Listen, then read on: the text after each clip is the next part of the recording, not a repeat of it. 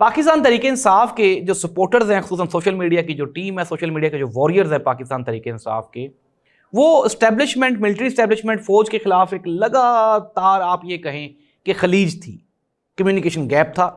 ان کے لیے اچھی آواز نہیں اٹھائی جا رہی تھی۔ پھر 6 مئی ہوا، جنگ ہوئی، اور دیکھتے ہی دیکھتے ٹویٹر آن کیا گیا اور پی ٹی آئی کی جو سوشل میڈیا ٹیم ہے وہ اپنی فوج کے شانہ بشانہ کھڑی ہو گئی۔ D G I S P R نے پہلی مرتبہ پاکستان تحریک انصاف کے سوشل میڈیا وارئرز کی تعریف کی۔ کل چیف آف آرمی سٹاف نے یہ کہا کہ تمام سیاسی جماعتوں، یہ وہی پاکستان تحریک انصاف ہے جن کو دہشت گرد کہا جا رہا تھا، جن کو کہا جا رہا تھا یہ تو سیاسی جماعت ہی نہیں ہے، یہ سیاسی طاقت ہی نہیں ہے۔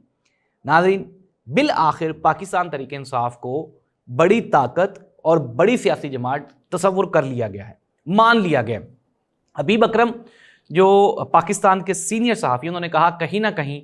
کوئی نہ کوئی نوک ہوا ہے، ان کو ادراک ہو گیا ہے کہ اسٹریٹ پاور، پبلک پاور وہ عمران خان کے ساتھ ہے۔ نجم سیٹھی صاحب یہ کہتے ہیں کہ 6 مئی کو عمران خان کے ساتھ ایک نان پولیٹیکل شخصیت کی ڈیلا جیل میں ملاقات ہوئی، اور ملاقات میں یہ طے کیا گیا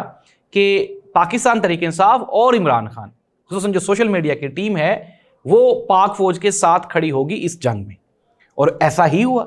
نجم سیٹھی ساتھ ہی ساتھ یہ بھی کہتے ہیں کہ عمران خان کو آفر دی گئی کہ ہم آپ کی رہائی کے لیے کچھ کر سکتے ہیں، جس کے جواب میں کپتان بانی چیئرمین پاکستان تحریک انصاف عمران خان نے کہا کہ میں عدالتوں کے تھرو جیل میں آیا ہوں اور عدالتوں کے تھرو ہی جیل سے باہر جاؤں گا۔